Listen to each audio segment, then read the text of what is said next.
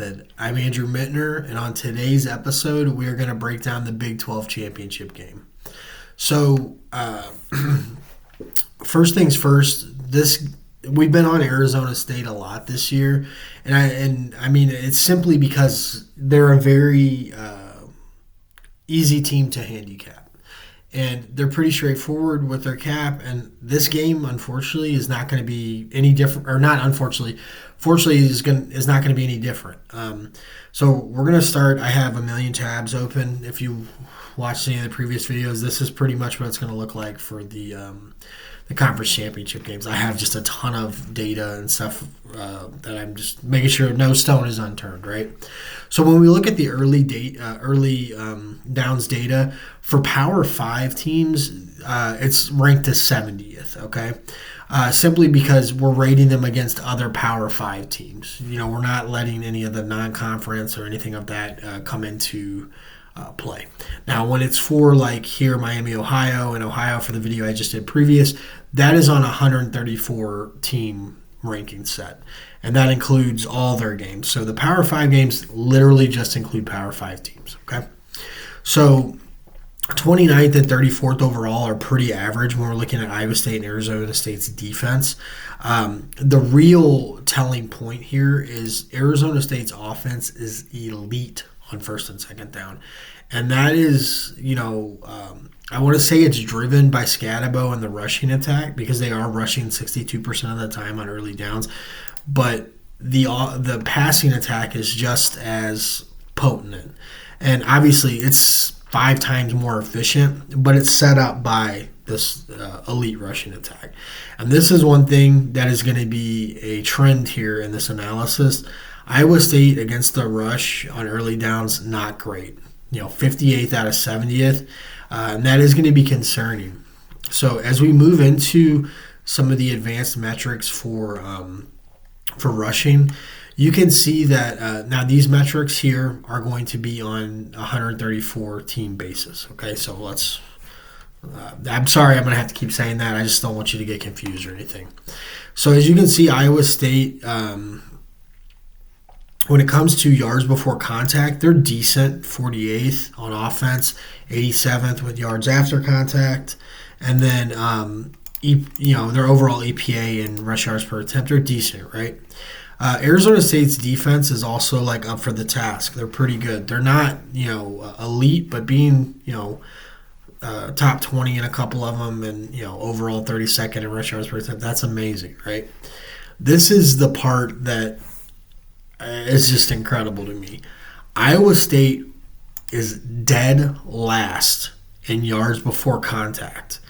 They are allowing 3.2 yards before they even touch the running back. Okay? That is insane. Okay? Now, I know they run the 3-3-5, and that's going to be the talking point, but we've had a full 12-game set. This is insane to me that a team in the conference championship is looking like this, right? So Arizona State's offensive line is not elite by any means, 78th in yards before contact.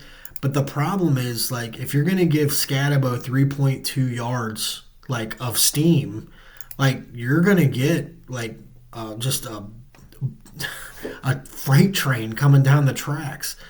They're 13th in yards after contact, 13th in EPA per rush attempt, and 44th in rushing yards per attempt.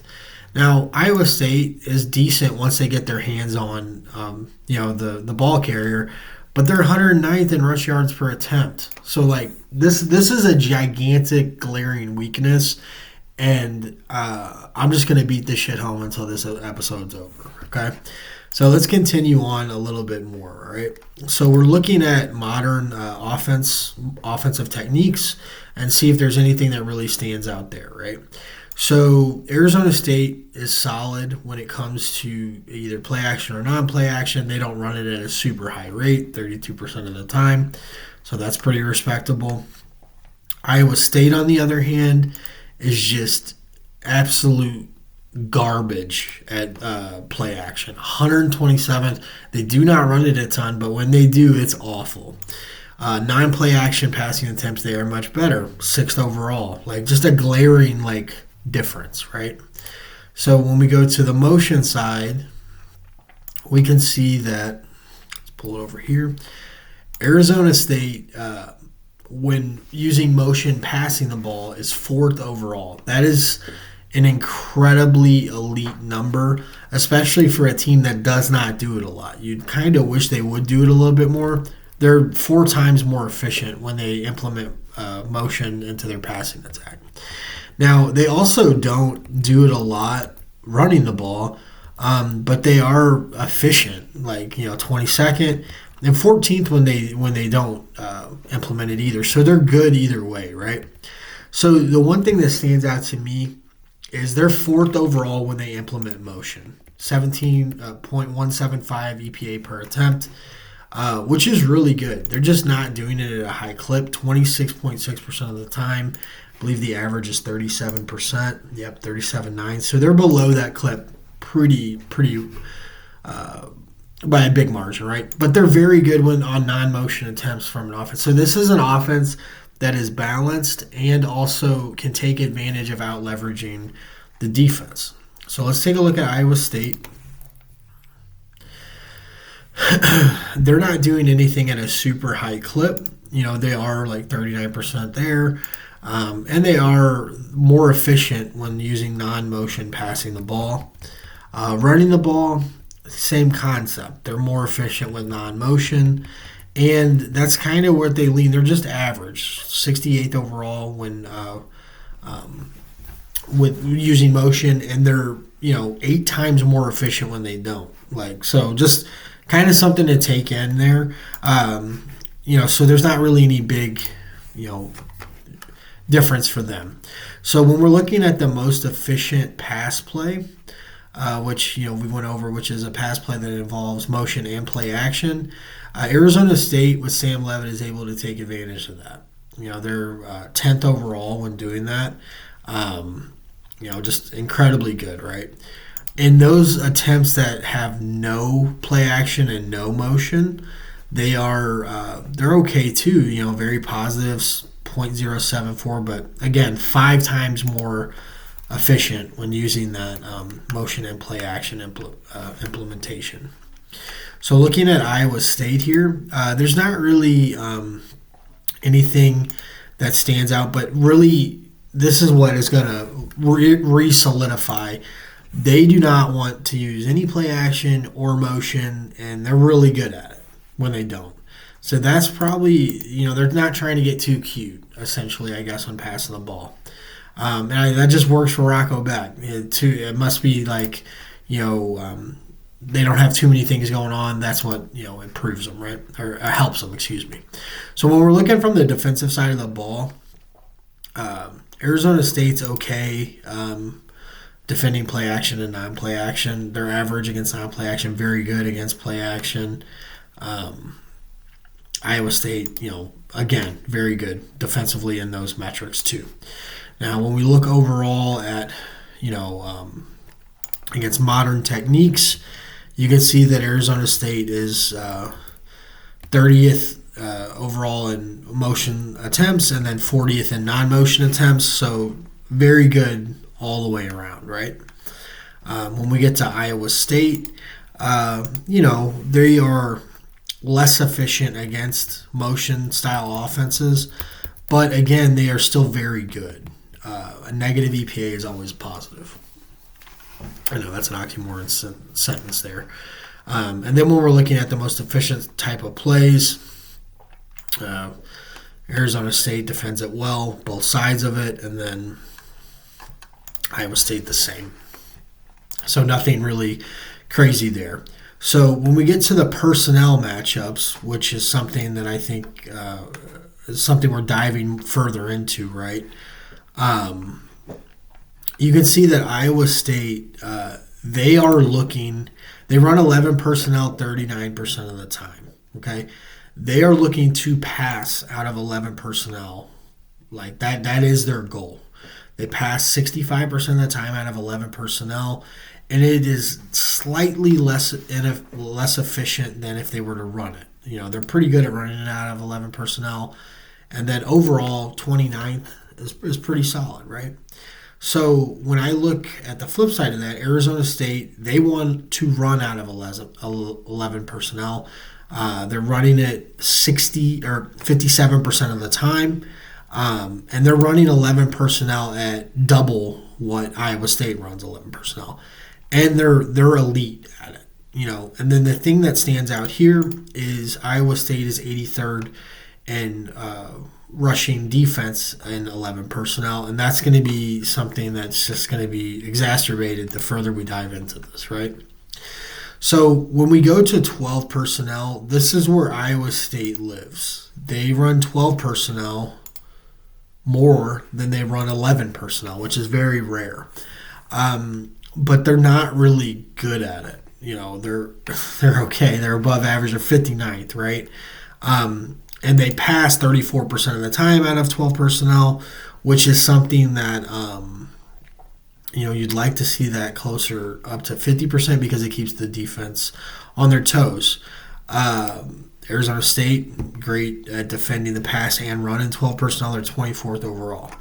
Now, the flip side to this is you're looking at 12 personnel from Arizona State's perspective. They only run it 12% of the time. And their passing percentage is 21% of the time. So they lean into more bodies, we're going to run it. And I mean, they probably should from what we're looking at number wise, okay? This is a horrendous EPA when passing the ball out of 12 personnel.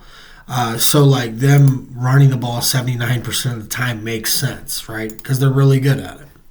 But Iowa State, the 3.35, they're pretty decent against 12 personnel overall. This is not where Arizona State lives, so this is probably not where the game is going to be decided anyway. So as we go on to the advanced statistic metrics here, we'll take a look. Iowa State, they are explosive 11th overall. Not great on the offensive line, as you can see with the stuff rate and offensive line yards. Arizona State does not produce a ton of havoc on the front seven. It is defensive back havoc that pretty much carries them, even though it is the same percentage. That is just something you have to take into effect, right?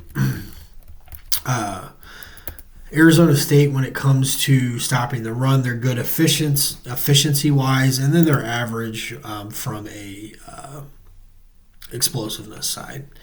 And that is something maybe they could take advantage of slightly, but they're not elite from an explosive standpoint running the ball. The strength on strength is going to come from defending explosive passing plays for Arizona State. But that's not really the thing that's going to dictate this game. And this is just my wholehearted reality, okay? All right, Arizona State is not explosive, which to me, from the eye test, I don't know how I don't want to be like one of those football bros who's like, no, they break off big plays all the time. That's just what it seems like, but I'm going to trust the data here, right? But when it comes to running the ball, their stuff rate, offensive line yards, front seven, their rushing efficiency, I mean, these guys, their passing efficiency, they're just monsters, okay? And when we're looking at this from an Iowa State standpoint, we've already talked about the yards before contact ranking disadvantage. Look at the rushing efficiency and the rushing explosiveness allowed, okay? Those two things, it's a when you have teams that have hard identities and they're playing strength on weakness to their identity, those are hard teams to beat. And the closer, the more I look at this line being 1.5, I'm like, I'm semi like, I don't know, am I missing something? But I don't feel as if I am. Excuse me. All right, so when we go to the depth profile here, you can see that Arizona State throwing the ball, they do like to throw the ball behind the line of scrimmage a decent amount. Not a fan of that. Not a fan at all. But they are very good in the EPA on these Mickey Mouse attempts, which are 99 yards or less. They're second overall in EPA with that. So I got to give them credit where credit is due there. Iowa State, on the other hand, they refuse to throw the ball behind the line of scrimmage. I do not blame them, as they are second to last in like just an egregious EPA there. They do throw the ball in the 1 to 9 yard range at a very high clip. They're very good at that. We will see how that factors in to the defense here in just a second. And then Arizona State, they throw the ball deep a lot, 15.8% of the time, which is pretty high up there, but they're not really great at it. But I give them credit for like stretching it down the field. You have to keep the defense honest. But they're sneakily okay in the medium range at a very good, 33rd. The EPA is what you're really looking at there. Iowa State, on the other hand, they are also, not looking to throw the ball deep a lot, 11.6% of the time, but they're very good at it. That is something they excel at down the field. So let's look at the defensive side of it so we can kind of garner what we're looking at here, okay? Arizona State is actually not great at defending behind the line of scrimmage, and they're below average when defending the short area, so 1 to 9 yards. 1 to 9 yards, Iowa State, on the other hand, they thrive in this short game. They're 6th overall in passing 9 yards or less. They thrive in that, and that's part of the 3-3-5 that you're just you have to dominate the short area when you have that many defensive backs on the field. One thing, Arizona State keeps a lid on the deep passes. They're 10th overall in that, so that is a good thing for them. And Iowa State struggles in the medium range, elite, and the deep passing range, 20 yards or more. So as we're moving through here, looking at the advanced rush metrics, Arizona State, when defending QB designs, not great. Scrambles, they're okay. Iowa State, though, this is bad, okay? Now, we're going to look at Sam Levitt's rushing numbers. I don't think they're, astronomically good. But, this right here, 130th and 125th in design runs, that is not good, okay? And the reason is because Scatabo, they could easily do the read option, and Scatabo could, he's going to get a lot of attention here. So let's look at the rushing overall. Levitt isn't some gigantic threat here, okay? He only has 350 rushing yards. He's only averaging 3.8 yards per attempt, right? But he is averaging 8 attempts per game. So let's look at his overall game log. Look at his rushing game log. He's not really, a gigantic threat to get wheeling here, right?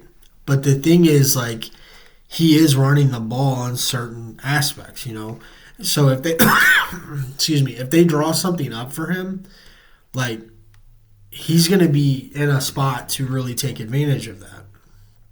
And then when you look at him overall, he's just not turning the ball over, throwing the ball, and that's just what this offense really needs.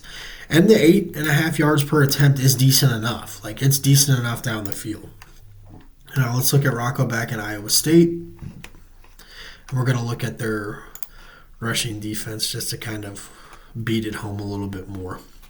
So 20 yards, 20 touchdowns, 8 interceptions, 7.8 yards per attempt, 7 more attempts per game. That is just their identity. But what we want to look at really is the rushing game log. Okay? So from a defensive standpoint, when they're able to keep a lid on the rushing attack, they normally get it right. But the biggest thing that I saw that was a big problem is the Kansas game, okay? And the reason I say that is because Kansas, again, is also very good on the offensive line. And they just decided that, hey, we're just going to run the ball. We're going to run it 40-plus times, and they're going to have to figure it out, okay? And they couldn't, all right? The Cincinnati game is, kind of an enigma to me because it looks as if, they should have won that game. 287 rushing yards, 7 yards a clip. I haven't dove into that box score, but I'm not going to. But the thing is, they cannot, if they're going to get Arizona State and they're going to leave them, let's look at this real quick. Because, look, they're going to pound the ball. That's just who they are. They're going to run it probably 45 plus times in this game. That's what is expected of them. They're not going to have this level of success like they did against Arizona. But the thing is, if they're averaging 5.5 to 6 yards a carry and they're going to run it 45, 50 times, there's no way they're losing. They're just not going to. I believe that in this matchup here, it's very straightforward with the handicap. Arizona State is an elite rushing team. Scatabo is a very good running back. The defensive line for Iowa State is porous and terrible, and the scheme is tough too, right? So this is just a gigantic advantage for me. Unless Iowa State is able to produce some turnovers, I just don't think they're going to be able to get off the field when they need to in this environment. And I just think they're going to get out physicaled, and that's just going to wear on them as the game goes longer. So that's going to be it for today's episode. If you enjoy the content, please like, subscribe, comment on the video, share it with a friend or loved one. I'm rolling through the rest of these conference championship games, and then I'm going to do a deep dive into the playoffs when it comes out. We have a lot of content coming out over the next couple weeks. And then I've got a Substack that has some written articles on there that I'm going to link in the video that you can click on if you want to.